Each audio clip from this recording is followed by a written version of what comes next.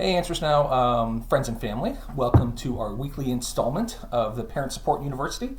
It's a feature that we're doing during the pandemic to help parents as they struggle with all of the stuff that everybody else is struggling with on top of raising a child or caring for an adult diagnosed with autism spectrum disorder. We are a mobile app, a support app. So if you just go to, this is an iPhone, so if you go to your Apple Store or your Android Google Play Store and you type in Answers Now, all one word, you can download the app for free and connect yourself to a clinician. By clinician, we mean board certified behavior analyst, master's level board certified behavior analyst. You will be assigned your own one. It's not just whoever happens to come across. You can sign up for just one call. Maybe you just have a question about an upcoming IEP or a specific behavior, or how do I get my kid to read a little faster, you name it. There's all kinds of things that we can help with. Or the core product is that it would be an ongoing relationship with that BCBA. We have a new offering now where we're taking insurance, Anthem and Medicaid in the state of Virginia and spreading out to other states. So we were just very specifically a parent support app, but now we're delivering direct ABA services to clients via telehealth. Got our first few clients on the platform now. Really excited about that. So we'd love to show you that. Definitely go to getanswersnow.com to find out more about that, our new updated website. But even better, give us a call or ask for a demo because we're changing things up quite a bit to be able to serve you during this crazy time. And one of the things we're doing, what I'm doing here today, is we're doing Parent Support University, where we've I think it's like 26 weeks where we've scheduled out all of these different things that BCBAs do. And when people talk about ABA, Applied Behavior Analysis, there's a lot of jargon to it. It's very technical and it can be confusing. And it is one of the barriers for entry for parents. Like, I don't understand what these people are saying. I'm not sure what these things mean. Not just parents, but educators and kind of anybody who's not a behavior analyst. So about 10 years ago, a group of universities got together and said, what's the list of things that we know work for these kids and adults so that parents are not constantly being bombarded by the next best thing. That group was called the National Professional Development Center, and they put together a list of evidence-based practices, things that we do, us experts do, to help your kids and adults and students learn new skills and reduce behaviors that are interfering with their lives. And so they call these evidence-based practices. And so they have a really strict criteria. It's hard to make the list. If it makes the list, it's been absolutely demonstrated to help specific populations. They break it down by, which practice has been, because some of the studies are just on little kids or on older kids, and so they're very specific about what the research shows. I absolutely encourage you to check it out. You can go to the National Professional Development Center has a website. Even better, they put together these things called the AFIRM modules, AFIRM, and these are free. You can take them. It's one of the reasons we selected this particular list is so that it wouldn't cost you anything. You didn't have to buy anything. You can just go and educate yourself on some of these really powerful tools. So that's exactly a great way to think about it is I've heard from parents over and over again, I wish I knew what you knew. Like, it seems, you've got all these ideas for how to help my kid. I'm like, all right, that's exactly right. But somebody taught me. I didn't know them, right? Like I wasn't born with this knowledge. And the National Professional Development Center did a really nice job. I would caution a little bit that it's still pretty technical. If you have no experience in applied behavior analysis, then some of it's not going to make much sense. And because it's broken up into all these little different pieces, it's kind of like a mechanic, right? And all the tools in his toolbox. He's got 26 tools. And if you just learn about one, you might think, wow, this is an amazing tool. This wrench is amazing. He's like, well, you're right. I can do all kinds of things with the wrench. It's a really useful tool, but I can't do remotely everything I need to do. And so it's hard to learn how all of these work, but that's what we're here for. These little videos are sort of brief introductions to some of these concepts. As you can sort of see behind me, like the rest of you, I'm teaching my kids at home for the most part. Over here, I've got my daughter working on the alphabet, and some of over here is my son working on his art skills. We call this in the field public posting.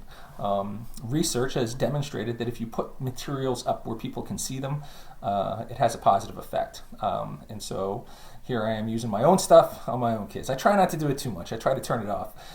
Nothing worse than a clinician dad. So we're going to jump in here in a second. Now, I'm going a slightly different route today. So there's 20-something evidence-based practices. We did reinforcement last week, and I got a lot of feedback on that because I talked a little bit about punishment. And those are the two sort of dynamics and that influence behavior, right? Do we want behavior to go up? Do we want behavior to go down? Reinforcement drives behavior up. Punishment drives behavior down. These are the mechanisms by which behavior sort of operates. And it is not much more complicated than this. We want some behaviors to go up, like, ooh, I want following directions to go up. And I want screaming at me to go down. So that's exactly what we're talking about. That's what behavior analyst is concerned with. That's what parenting is concerned with. I'd like to see some behaviors go up. I'd like to see some behaviors go down. So in talking about reinforcement, it's hard to talk about reinforcement without talking about punishment. And for reasons I don't understand, punishment is not on the list of evidence-based practices. And probably because most people sort of, ooh, punishment's one of those words that, oh, I don't punish my kid. Because they think of it only one way, like, do you hit your kid? And that is not at all punishment. So we are going to talk about punishment today. It's going to be a little sidebar from punishment is absolutely an evidence-based practice. I will tell a little brief story here. One of the absolute giants of our field, Professor Dick Malott, who's the author of one of the textbooks that is used. It's called Behavior. I met him at a conference, and when I was pretty early on in my career, and I had heard that he had asserted that most behavior was controlled by punishment, right? Like fear of punishment, escape, not wanting to be punished is why we do most of what we do. And I was taught, not the opposite, but I was very much taught reinforcement's the key, right? Like you have to, just like we talked about last week, you want to catch them doing what they're supposed to be doing so their behavior goes up. You want to be as quick as possible. So you want to reinforce the behaviors that you want. And for the most part, you want to ignore the behaviors that you don't want. And it's good little taste there. Ignoring is a kind of punishment. Right? Ignoring, and most of us in relationships know this reflexively. If you've ever had a boyfriend, girlfriend, husband, you name it, if they ignore you, that's punishing, right? That hurts. That's intended to make you uncomfortable. You've done something. They're communicating to you that you've done something that they don't like. So a lot of folks will be like, no, ignoring is not punishment. It's not doing anything. Not true. Ignoring, there's the term that we use is called planned ignoring, where I very consciously ignore certain things. It's a nice way of saying it. If my wife does it to me, it doesn't feel very good. If I do it, like if I'm like, hey, I'm going to ignore my kid for some reason, they experience it as punishment. So we're going to talk a little bit about that. I don't know that I'm going to clear a whole ton up, but I'm going to bring in a couple of friends. We've got reinforcement duck and punishment duck. And what I want you to kind of see from this is they're the same, right? They look identical. This isn't good duck and bad duck, or I like this duck and not this duck. It just means that there's two kinds of ducks. So reinforcement duck means if I add something, if I give you the duck, it increases your behavior. So say you clean your room and I give you the duck. And now you clean your room more. Right? I've positively reinforced the behavior because it's going up. You can take away reinforcement duck to drive up behavior. So the example that we use all the time is sunscreen. Ooh, I got sunburned. I'm going to put on sunscreen and it's going to take away my getting sunburned. So I'm taking away the duck, but reinforcing the behavior. You're not going to get sunburned, and so you're going to use sunscreen more often. Now we're going to talk about punishment duck. Punishment duck works the same way, except behavior goes down. with punishment duck. I can either add punishment duck, which usually is, that's where hitting comes in, right? Like if you spank somebody, I'm adding something. I'm giving you a spank. Or I'm yelling at you, stop, don't do that anymore. I've had enough of that. That's adding something. I'm adding my voice. So we'll take reinforcement duck out of here for a second. And what I'm trying to do is drive down that behavior, right? Like maybe it's your kid's wrestling, maybe it's your kid slapping himself in the face, maybe it's whatever it is, you're trying to get that behavior to go down. So you're going to add a punishment. What we do more often than not, though, is we take away things to try to punish, right? This is what most of our legal system is designed around. You do something, you get caught, I'm going to take something away from you. I'm going to take away some money, right? You're going to get fined. This is how, when we get pulled over by the cops, it's called a response cost. That's going to cost you $150 for doing that behavior. I'm going to take away some of your money, and what I want to see is less of that behavior. Speeding, running red lights, whatever. The most extreme, well, not the most extreme example of it. The most extreme example of it is obviously taking your life away for not doing what society decides you're supposed to do, but incarcerating you. That's a much more common one, right? You're going to go to jail. We're going to take away your freedom. That's the punishment for you for doing what you've been doing. These are all kind of very severe sounding things, but we do punishments 1,000 different ways with our kids, right? We do timeouts. And I hear from parents sometimes, they're like, and there's a series of videos out there that, how to raise your kid without punishment. Sorry, absurd. It's just, nobody does it that way.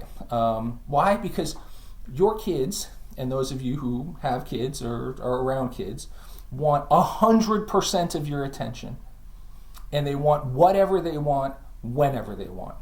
So if you were going to not punish them ever, you would give them everything they wanted whenever they wanted it, and they would get 100% of your attention all of the time. So even if you're not consciously being like, I'm punishing my kid, you are. And it's not because punishment's good or bad, right? They're both just ducks. Punishment duck, reinforcement duck. They're just phenomena, mechanisms. One makes behavior go up, one makes behavior go down. And this is where we get ourselves in trouble, like we talked about last week. Isn't that right? Reinforcement duck. Yeah, that is right. That's what you talked about last week. Is when you have behavior going up, but you think that you're punishing them, right? They're doing something you don't want. Maybe they're fighting, maybe they're breaking things, maybe they're banging their head on their floor, and that behavior's going up. And you're doing what you think punishes them. You're yelling at them, you're taking things away, you think you're punishing them, but what you're doing is reinforcing them. You're not using punishment duck, you're using reinforcement duck. How do you know that? Because the behavior's going up. If you are punishing them and it was actually punishment, like we're talking about here, punishment and reinforcement duck, it would go down. That's how it works. If it's punishing, the behavior goes down. If it's reinforcement, the behavior goes up. So this is where we get ourselves in a lot of trouble. It's why I wanted to kind of talk about this week, is that frequently when we think we're punishing, we're taking something away, we're adding something, we're yelling at somebody, we're doing whatever, and we're like, oh, because I want this behavior to go down, but the behavior is going up. You need to pause and say, wait a second, I'm using reinforcement duck, not punishment duck. How do I use punishment duck or reinforcement duck in a different way to get what I want? Because it really, I know it sounds overly simple, but it really is like that, right? Do we want something to go up or do we want something to go down? And another good way of thinking about it is you can add something to a situation or take something away, right? So I can give you something or I can take something away. And that can be anything. That can be an actual thing. Skittles, candy, food, time, screen time. Taking something away, same thing. It's just, what are we doing? Is the behavior going up or is the behavior going down? So we're probably going to do more of these because I'm probably going to get some videos. Are we using reinforcement duck or are we using punishment duck? What do you think, guys? Well, we're both, kind of just flip sides of the same thing. Yeah, we're friends. Yeah, we're friends too. I'm not a bad duck. No, you're not a bad duck. You're just punishment duck. Right, yeah. Oh, thanks. Hugs. All right. As you can see, the pandemic is getting to me a little bit. Anyway, I hope this was even a little bit informative. I am Adam Dreyfus. I'm the Chief Science Officer of AnswersNow. We are a mobile app that pairs you directly with your own clinician.